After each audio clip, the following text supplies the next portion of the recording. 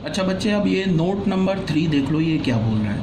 Note number 3 में क्या बोल रहा है कि if A B is equal to null matrix and if A and B are non null matrix then determinant of A is equal to 0 and determinant of B is equal to 0। बच्चे यहाँ पे and है, and ध्यान में रखना। And का मतलब होगा कि ये भी 0 होना होगा, इसे भी 0 होना होगा। अगर किसी दो मैट्रिक्स का प्रोडक्ट नल मैट्रिक्स है और वो दोनों मैट्रिक्स हमारा नल मैट्रिक्स नहीं है, तो फिर उन दोनों के डिटर्मिनेंट को 0 होना होगा। एक को नहीं होना होगा, दोनों को 0 होना होगा, ये बोल रहा है इसमें। इसका प्रूफ बहुत सिंपल है। प्रूफ तुम ऐसे देख सकते हो। हमने क्या बोला, इसको हम कॉन्ट्राडिक्शन मेथड से प्रूफ करेंगे। हमने क्या बोला कि जो हमारा ए मैट्रिक्स है ना, उसको हमने मान लिया कि एक नॉन सिंगुलर मैट्रिक्स है। तो अगर ये नॉन सिंगुलर मैट्रिक्स है तो ए इनवर्स एग्जिस्ट करेगा। तो A B is equal to null matrix जो दे रखा है, इसमें हमने ए इनवर्स से प्री मल्टीप्लाई कर दिया। तो देख लो ये बच्चे प्री मल्टीप्लाई किया, तो प्री मल्टीप्लाई के बाद ये एसोसिएटिव रूल यूज़ कर लिया।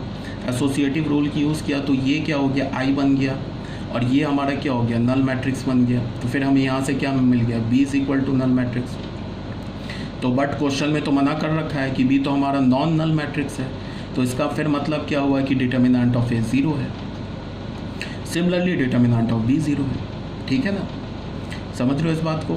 तो इस नोट नंबर 3 में हमें क्या पता चला, नोट नंबर 3 ये बोल रहा है कि अगर दो मैट्रिक्स का प्रोडक्ट नल मैट्रिक्स है और उन दोनों मैट्रिक्स में से कोई भी एक मैट्रिक्स नल मैट्रिक्स नहीं है, तो फिर उन दोनों मैट्रिक्स के डिटर्मिनेंट को 0 होना होगा। दोनों मैट्रिक्स के डिटर्मिनेंट को 0 होना होगा। A into B null matrix, matrix A is not a null matrix, matrix B is not a null matrix. This implies that determinant of A is equal to 0 and determinant of B is equal to 0। ये बोला जा रहा है, यहाँ तक clear होना चाहिए। ठीक है, अब आ जाओ नोट नंबर 4 पे। ये नोट नंबर 4 एक्चुअली क्या हुआ है कि ये नोट नंबर जो हमारा 2 था उसी को ये दोबारा लिख दिया मैंने, तो देख लो एक बार, यही बात है। A B is equal to null matrix, वही नोट नंबर 2 ही है। ठीक है, ये A B is equal to null matrix implies determinant of A is equal to 0 और determinant of B is equal to 0, but vice versa is not correct. Vice versa correct नहीं है। मतलब कि अगर मैं बोलूँ कि A डिटर्मिनेंट ऑफ A 0 है और डिटर्मिनेंट ऑफ B 0 है, तो फिर ये A B is equal to null इसको इम्प्लाई नहीं करेगा, ये गलत हो जाएगा। राइट हैंड साइड से लेफ्ट हैंड साइड पे नहीं जा सकते हो, बट लेफ्ट हैंड साइड से राइट हैंड साइड पे जा सकते हो, ये बोला जा रहा है।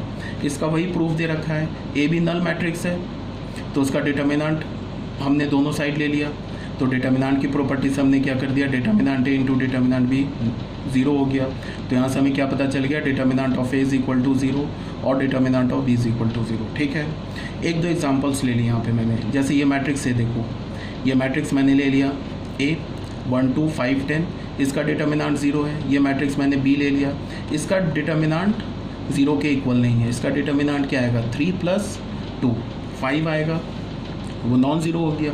इसका डिटर्मिनेंट क्या होगा, 10 - 10 0, तो इसका डिटर्मिनेंट 0 हो गया।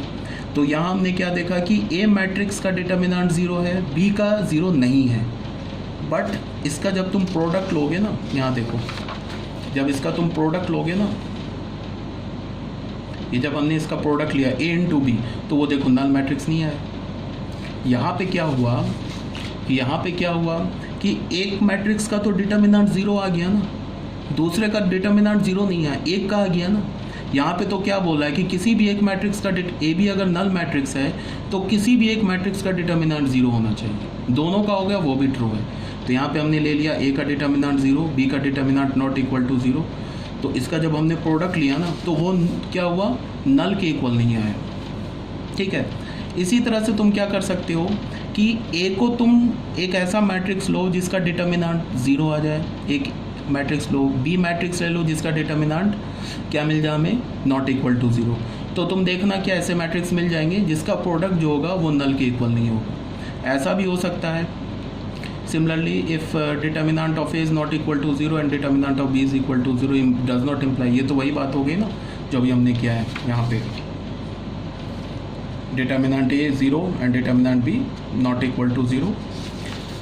तो यहाँ से क्या पता चल गया हमें कि A B this does not imply A into B is a null matrix. ठीक है, ऐसा भी हो जाएगा कि ये भी हो सकता है कि determinant of A is not equal to 0 and determinant of B is not equal to 0। ये नहीं इम्प्लाई करेगा कि हमारे पास, अभी हमने ये नोट्स में भी पढ़ा है ना कि ए बी एक हमारे पास नल मैट्रिक्स हो जाए। मेरी बात समझ रहे हो ना? तो इसका मतलब यहाँ पे एक हम चाहें तो और जोड़ सकते हैं कि determinant of A is equal to 0 and determinant of B is equal to 0। This does not imply A into B is equal to null matrix. ये बात क्लियर होनी चाहिए।